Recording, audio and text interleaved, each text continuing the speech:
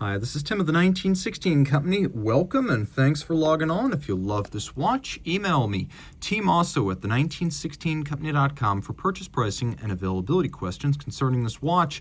And this watch is part of a dynamic duo of Omega Seamaster professional watches, the Diver 300 meter full-size and mid-size that launched in the 1990s and helped to redefine a brand that was hurting during the quartz crisis, part of Jean-Claude Biver's top-to-bottom review and reimagining of Omega. The Diver 300 meter rose to fame on the wrist of Pierce Brosnan during his turn as Agent 007. But just as everyone knows the 253180, this is the other piece from the collection, the 255180, the mid-size that everyone admires. It's not explicitly a watch for women, though it does wear well on a small wrist. It is mechanically and technically the equal of the larger watch in every way. It is just a smaller size. In stainless steel, it's 36.25 millimeters in diameter.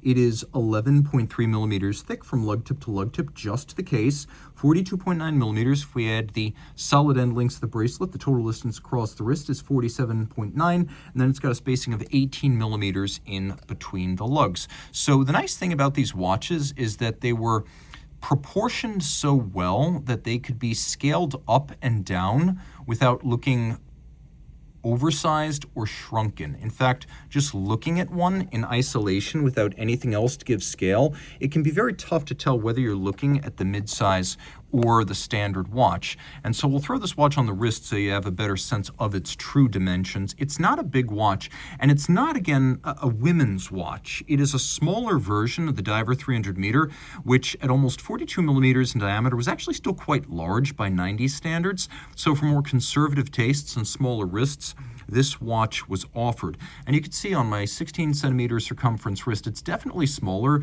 It does not look too small, and it's not the kind of watch that you really need to be self-conscious about wearing with a suit. I mean, 007 did, but you can see it easily clears any kind of a dress cuff or tight sleeve. And I've got plenty of clearance, so if you want to wear this on a wrist as small as 13.5 centimeters circumference, game on. The bracelet is almost identical to the one on the full-size watch, and you can see it's a quirky hybrid of a dress bracelet and a sports bracelet. Omega was really kind of hedging with this bracelet back in the 1990s. It wanted something with the durability and the rugged image of the Rolex Oyster, but it also wanted some of the elegance, the Jubilee, and this was their solution. One element that went away over the years as the Diver 300 meter line evolved is this sort of rolled profile to the shoulder links. Those would become a lot more squared off later on.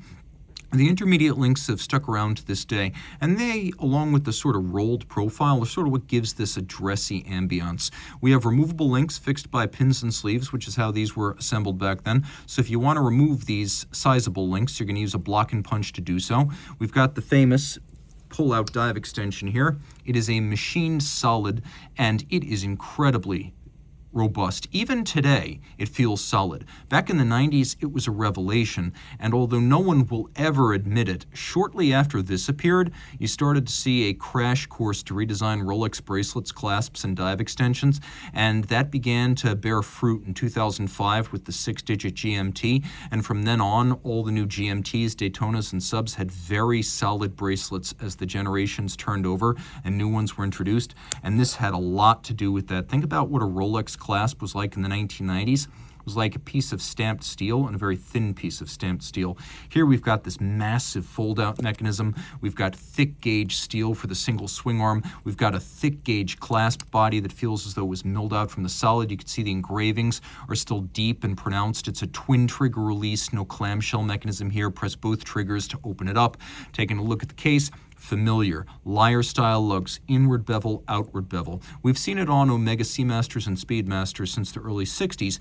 What's important to note here is that the totality of this design, which was coined on the full size in 93 and then a year later on the mid-size here, this is the first Seamaster that stood the test of time, really ever.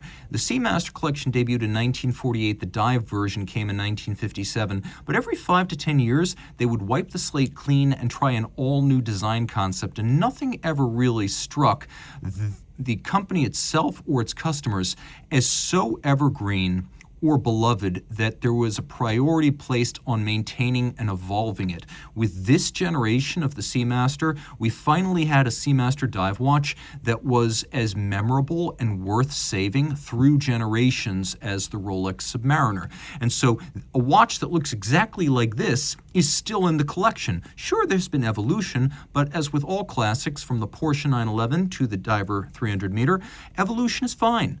What you want to keep is the fundamentals, the identifiable elements, the Omega Wave dial, the scalloping of the bezel, the Bond-style skeleton hands, and all of that remains to this day. It's a forever design. Screw down crown. This is a later example. You can see we'll do a quick loom shot right here for clarity. This is a Luminova dial. It's a Luminova bezel. Later on, these featured the caliber 1120, which is the same movement as the larger watch.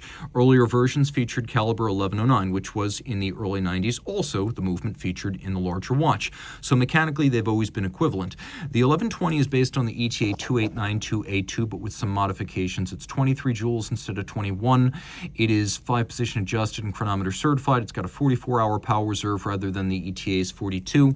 Again, being a chronometer, it's a finer quality of componentry. There's also custom Omega decoration, so although machine executed, it doesn't look like the standard ETA.